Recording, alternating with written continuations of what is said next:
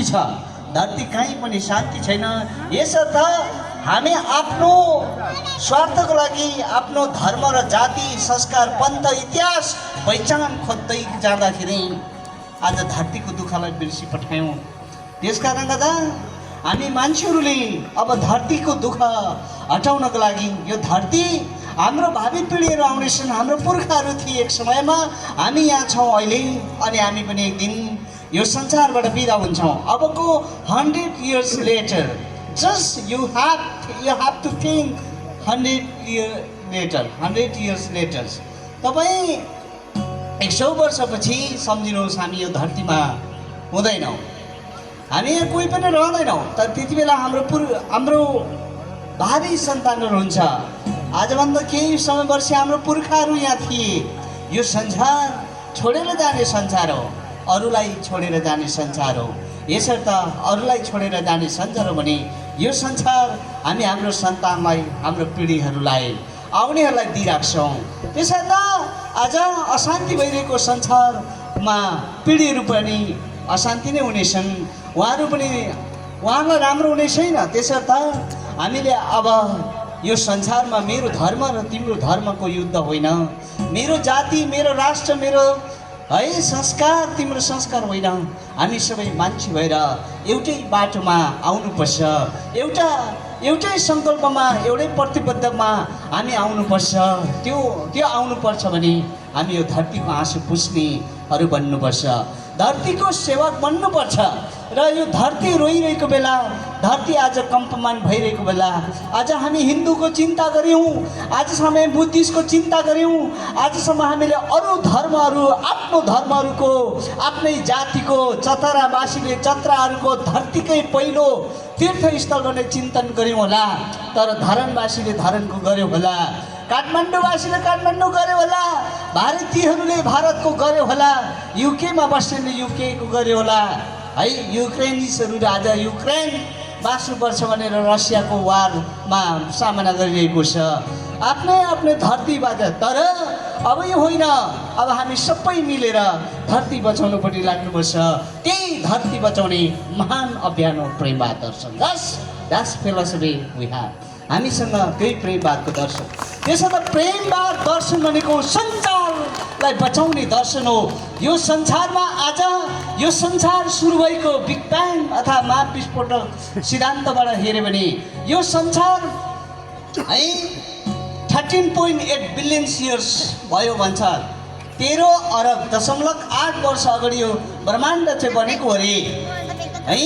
कयौँ अगाडि वर्ष 13.8 बिलियन इयर्स अगाडि यो पृथ्वीहरू होइन, यो मिल्की वे ग्यालेक्सी होइन, यो ब्रह्माण्ड बनेको भन्छ। त्यसै पछि गएर ग्यालेक्सिजहरू भए, ग्यालेक्सिजहरू यो सूर्य बनेको चाहिँ 4.5 बिलियन इयर्स मात्र हुँदैछ यो सूर्य। त्यसैले केही बिलियन इयर्स पछि पृथ्वी बन्यो।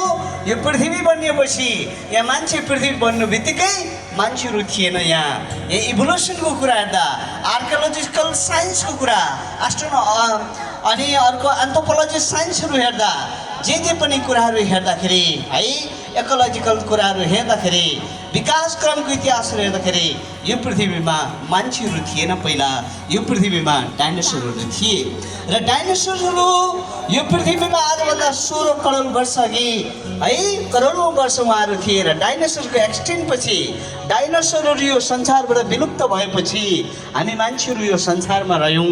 हामी मान्छेहरू कति पनि भएको छैन। हाम्रो इतिहासहरू हेर्दा 1 लाख 2 लाख वर्ष देखाउँछ। 50,000 वर्ष अघि मान्छे बोल्न जान्दैन थियो यो संसारमा। आजभन्दा 50,000 वर्ष अघि मान्छेसँग भाषा थिएन। 10,000 वर्ष अघि यो कृषिहरू भए, मान्छेहरू कहिलेकाहीँ है गोठहरूबाट कृषि युगतिर आए। त्यसपछि 5,000 वर्ष अघि धर्म कर्मको कुराहरू भयो, जो अहिले यहाँ हाम्रो प्रताप सरले है संस्कृतका श्लोकहरू भन्दै थिए। यो 5,000 वर्ष अघिको कुरा हो होइन। र 3800 वर्ष अघि बोम सिभिलाइजेसन, सामानिजम धर्महरू थिए अर्थात् बोम सिभिलाइजेसनहरू थियो होइन। र 2500 वर्ष अघि भगवान् बुद्ध यो संसारमा थियो। यही नेपाल भूमिबाट उहाँ संसारभरि उहाँको दर्शन आज छ। त्यस्तै प्रकारले गएर 2000 वर्ष अघि प्रभु यीशु मसीह क्रिस्चियनिटी फिलोसफी यो संसारमा आए। आजभन्दा 1400 वर्ष अघि मात्र हो है। अझ मोहम्मद यो संसारमा हुनुहुन्थ्यो इस्लाम धर्म र मान्छे धेरै पछि मात्र हामी यो संसारमा विकसित भएका हौँ। तर आज हामी यही मान्छेहरू एकअर्काको अस्तित्वको लागि लडिरहेका छौँ। यसका कारण हामी विभिन्न जातिमा विभिन्न धर्ममा छुटेर अब लडाइँ झगडा गर्न बन्द गर्नुपर्छ। हाम्रो लडाइँले गर्दा हाम्रो स्वार्थले गर्दा हाम्रो ब्याड डिसको कारणले गर्दा आज यो धरती टुक्रा टुक्रा भएको छ। त्यसकारण आज अब मेरो धर्म र तिम्रो धर्म होइन, मेरो जाति र तिम्रो जाति होइन। अब हामी सबै मिलेर संसारको लागि बाँच्नुपर्छ, संसार बचाउनुपर्छ है। एउटा हामी नेपालीहरू जहिले पनि नेपाल बाँचोस् जस्तो लाग्छ है। भारत बाँचोस् मरोस्, भुटान बाँचोस् मरोस्, युक्रेन मरोस् बाँचोस्, हामीलाई यो मतलब छैन। Doesn't matter. Nepal must be है प्रिजर्भ अथवा प्रिभेन्ट। नेपाल सेफ हुनुपर्छ, द्याट्स म्याटर भनेर हामी भन्ने गर्छौँ। एउटा गीत छ, नेपाली हामी रहुल कहाँ नेपालै नरहे, नेपालै नरहे उचाइ हाम्रो चुलिन्छ कहाँ हिमालय नरहे, हिमालय नरहे, हिमालय नरहे। यो त नेपालले गाउने हो, यो भारतले गाउने होइन है। नेपालीले भन्छ नेपालै नरहेपछि हामी कहाँ नेपाली चाहिँ कहाँ नै भन्छ। नेपाल रहे नरहे भारतमा नेपालीहरू रहन सक्छ, जापानमा रहन सक्छ। तर यो नेपालले उठाएको चिन्ता हो। तर प्रेमवादले उठाएको चिन्ता भनेको धरतीमा कतै रहौँला हामी एउटा देश नरहे, तर कहाँ गइरहौँ हामी संसारै नरहे। संसार रहेन भने हामी कहाँ जाउँ। त्यसो त एउटा राष्ट्रको चिन्ता भन्दा पनि प्रेमवादले संसारको चिन्ता उठाएको छ। त्यो संसारको चिन्ता उठाउने गुरु हजुर आज संसारभरि दिनरात है अहरत्र सङ्घर्षमा हुनुहुन्छ। आज युएसमा उहाँ हुनुहुन्छ, युनाइटेड स्टेट अफ अमेरिकाको भूमिमा उहाँ हुनुहुन्छ यही प्रेमवादको सन्देश लिएर। योभन्दा अघि उहाँ युकेमा हुनुहुन्थ्यो यही सन्देश। योभन्दा अघि उहाँ नेपाल भूमितिर हुनुहुन्थ्यो। कहाँ कहाँ उहाँ कुद्नुहुन्छ। त्यस कारण प्रेमवाद दर्शन संसारभरि फैलिने दर्शन हो र फैलाउनुपर्छ। र जति प्रेम फैलिँदै जान्छ त्यति धरतीको आँसु पुछिँदै जान्छ। जति प्रेम बढ्दै जान्छ त्यति दिन दुखीको सेवा हुँदै जान्छ, प्राणीहरूको सेवा हुँदै जान्छ। त्यही प्रेमवादको दर्शन हो हामीले बाँड्ने भनेको। हामी यहाँ धर्म प्रचार गर्न आएको होइनौँ। हाम्रो उद्देश्य धर्म प्रचार गर्नु। किन त हजुरहरू अलरेडी कुनै न कुनै धर्ममा समावेश हुनुहुन्छ। कोही यु आप बिलोङ हिन्दू, कोही क्रिस्चियन, कोही बुद्धिस्ट होला, कोही के होला। हामी त अलरेडी धर्ममा छ। धर्म मानिरहेको मान्छेलाई धर्म सिकाउनु के छ त है। धर्म भनेको के हो पहिला जान्नुपर्छ।